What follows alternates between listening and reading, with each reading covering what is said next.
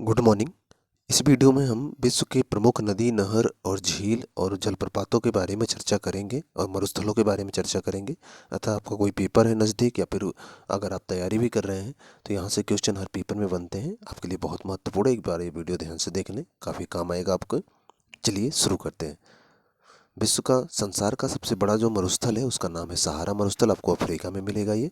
दक्षिण एशिया का सबसे बड़ा मरुस्थल थार मरुस्थल है। दक्षिण एशिया की बात कर रहा हूँ। थार मरुस्थल है जो कि भारत में है, जानते होंगे आप, राजस्थान के क्षेत्र में। गोबी मरुस्थल किस देश में? मंगोलिया में है। मंगोलिया रूस और चीन के बीच में है, एक देश है, वहाँ पर गोबी मरुस्थल है। नूबियन मरुस्थल कहाँ पर है? सूडान में है। सूडान अफ्रीका में है, जानते होंगे आप। अल गेजिरा रेगिस्तान कहाँ पर है? रेगिस्तान मतलब मरुस्थल, ये भी सूडान में है। सूडान कहाँ पर है बता दिया आपको, अफ्रीका महाद्वीप में। आगे देखते हैं। सोनुरान मरुस्थल किस देश में है? तो मैक्सिको में है। मैक्सिको उत्तरी अमेरिका महाद्वीप का एक देश है, अमेरिका के नीचे है जस्ट। पेटागोनिया मरुस्थल मरुभूमि किस राज्य किस देश में है? तो ये अर्जेंटीना में है। अर्जेंटीना भी आपको दक्षिण अमेरिका महाद्वीप में मिलेगा। सेचुरा मरुभूमि मतलब मरुभूमि का मतलब मरुस्थल होता है। सेचुरा मरुस्थल किस देश में है? तो पेरू में है। पेरू भी आपको मिलेगा दक्षिण अफ्रीका में, सॉरी दक्षिण अमेरिका में।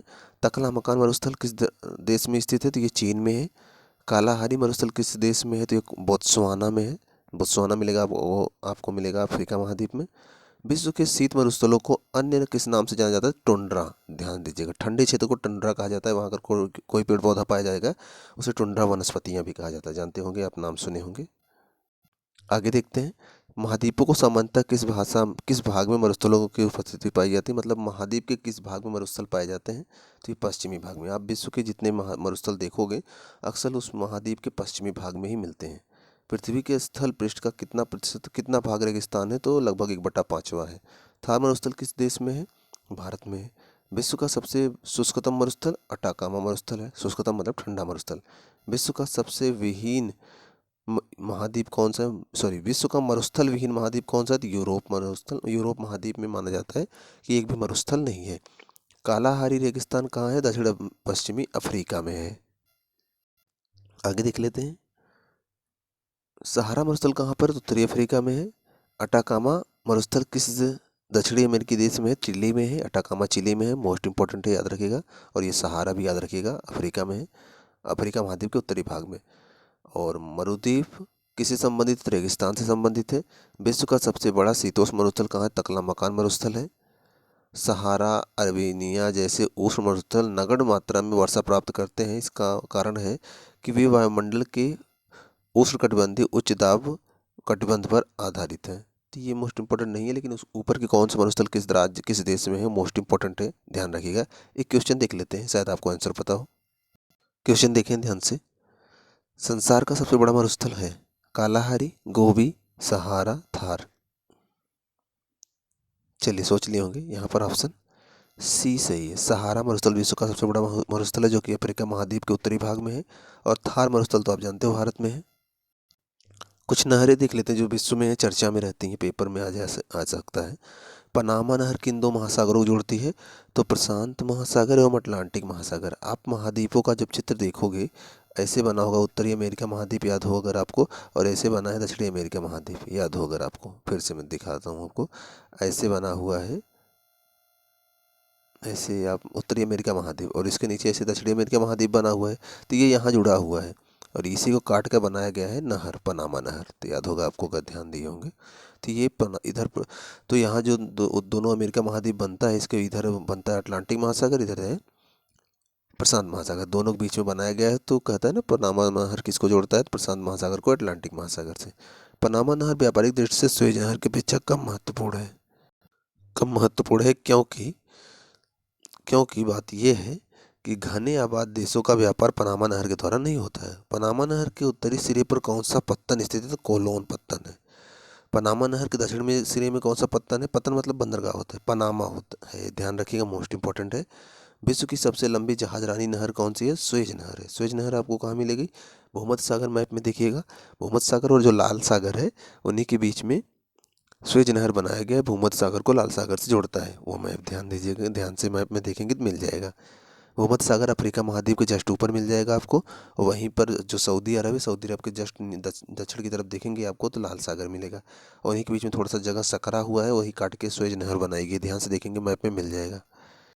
आगे देखते हैं, विश्व की सबसे बड़ी जहाजरानी नहर स्वेज नहर है। स्वेज नहर जोड़ती है, मतलब स्वेज नहर किसको किसको जोड़ती है, अभी बताए भूमध्य सागर को लाल सागर से जोड़ती है।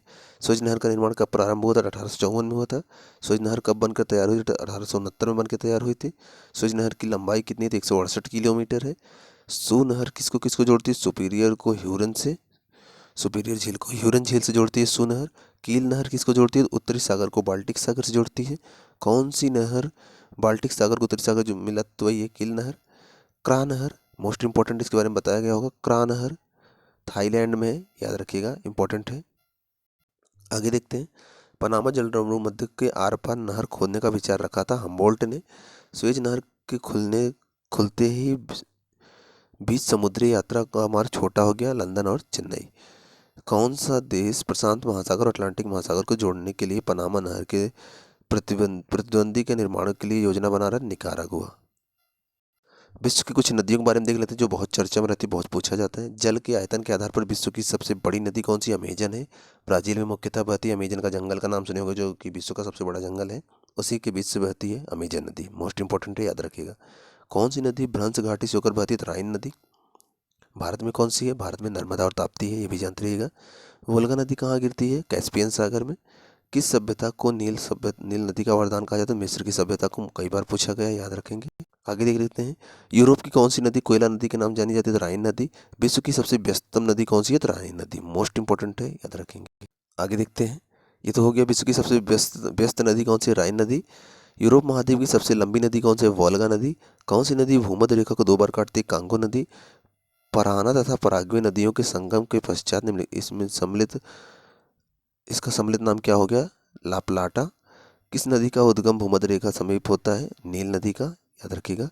विश्व का सर्वाधिक विश्वासघाती नदी कौन सी है, हांगहो नदी है, क्योंकि ये अपना रास्ता बहुत बदलती है, इसलिए इसे चीन का शोक भी कहते हैं, आप जानते होंगे।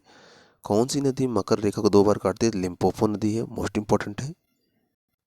आगे देखते हैं, किस नदी को यूरोपीय व्यापार की जीवन रेखा कहते हैं, राइन नदी को। महाबेली है वैसे, महाबेली गंगा किस देश की सबसे बड़ी नदी है, तो श्रीलंका की है, मोस्ट इंपॉर्टेंट है ये। और भी चीज़ें देख लेते हैं, मोस्ट इंपॉर्टेंट है। बांग्लादेश में किस नदी को पद्मा के नाम जानते हैं, गंगा को। गंगा को ही बांग्लादेश में पद्मा के नाम जानते हैं। किस नदी को तेल नदी के नाम से जाना जाता है, नाइजर नदी को। रूस की सर्वाधिक महत्वपूर्ण नदी कौन सी है, वोल्गा नदी। लाल नदी किस देश में बहती है, तो वियतनाम में। एशिया की विशाल नदी मेकांग बहती है कहाँ, मलेशिया में। सीन नदी कहाँ बहती है, तो फ्रांस में, फ्रांस जानते होंगे, पेरिस सीन नदी किनारे है। मर्रे डार्लिंग नदी कहाँ बहती है, ऑस्ट्रेलिया में। मर्रे और डार्लिंग 2 अलग अलग नदियाँ हैं, मिलकर मर्रे डार्लिंग नदी के बनाती हैं, ये ऑस्ट्रेलिया में है। जो नदी जो समुद्र में मिलने से पूर्व एक विस्तृत मरुस्थल से गुजरती है, क्या कहलाती है, कोलोराडो। जो नदी समुद्र में मिलने से पूर्व एक विस्तृत मरुस्थल से गुजरती हुआ है, कोलोराडो। नील नदी कहाँ गिरती है, तो भूमध्य सागर में गिरती है, इंपॉर्टेंट है, याद रखेंगे। आगे देखते हैं, जॉर्डन नदी कहाँ गिरती है, मृत सागर में। हांगहो नदी किस में गिरती है, पीला सागर में। कौन सी यूरोपीय नदी ब्लैक फॉरेस्ट से निकलकर काला सागर में गिरती है, डेन्यूब नदी। ओब नदी किस में गिरती है, अंटार्कटिक सागर में। किस नदी को चीन का शोक कहते हैं, हांगहो, अभी थोड़ी देर पहले बताए थे। कैस्पियन सागर में कौन सी नदी गिरती है, वोल्गा नदी। सर और आमू नदियाँ कहाँ गिरती है, अरल सागर में। आगे देखते हैं, लंबाई के घटते क्रम में विश्व की 3 सबसे लंबी नदियाँ हैं, नील है, अमेजन है, मिसौरी है, मिसिसिपी है। एशिया की कौन सी नदी दक्षिण को प्रवाहित होती है, साल्वी नदी।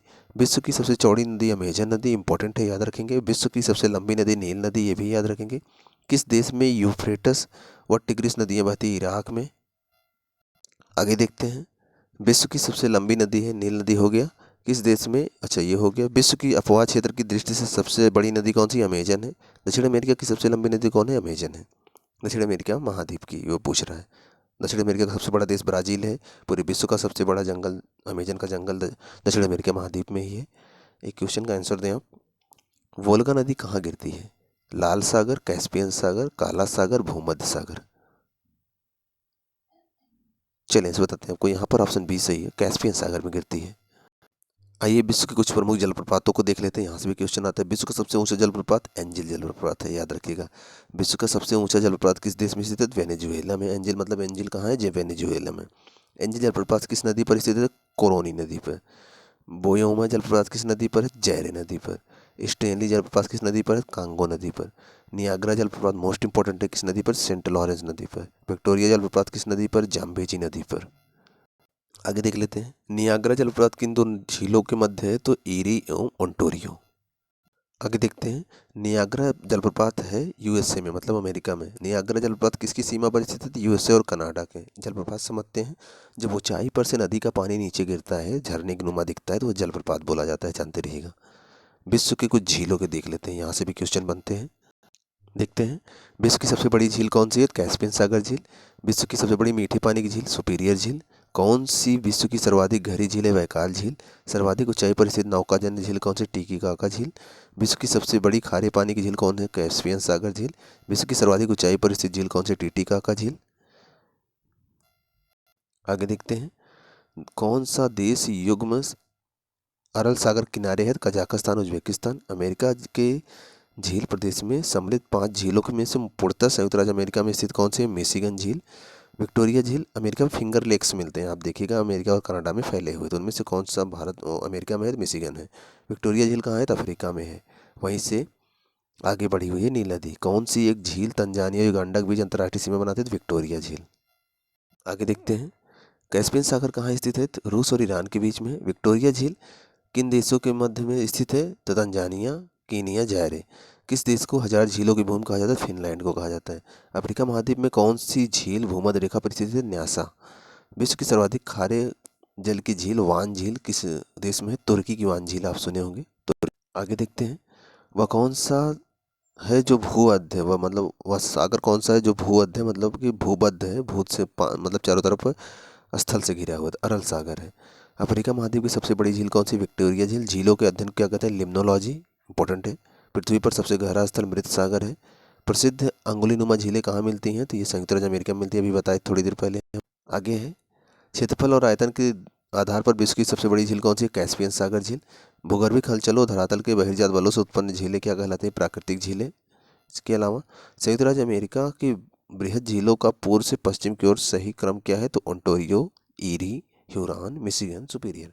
इस तरह से कुछ महत्वपूर्ण झील, मरुस्थल, नदियाँ, जलप्रपात हमने कंप्लीट किया है। यहाँ से क्वेश्चन हर पेपर में बनते हैं, इसलिए 1-2 बार ध्यान से देख के इनको रट डालिएगा। कई भी जगह से क्वेश्चन यहाँ से बन जाते हैं, कई पेपर में बन जाएंगे आपके। प्लस चैनल पे पहली बार है, चैनल को सब्सक्राइब कर लीजिएगा। और अगर पुराने स्टूडेंट हैं तो उन बच्चों के पास ज़रूर शेयर करिएगा जो तैयारी में लगे हुए हैं। मिलते हैं आपसे नेक्स्ट वीडियो में, तब तक आप पढ़ते रहें।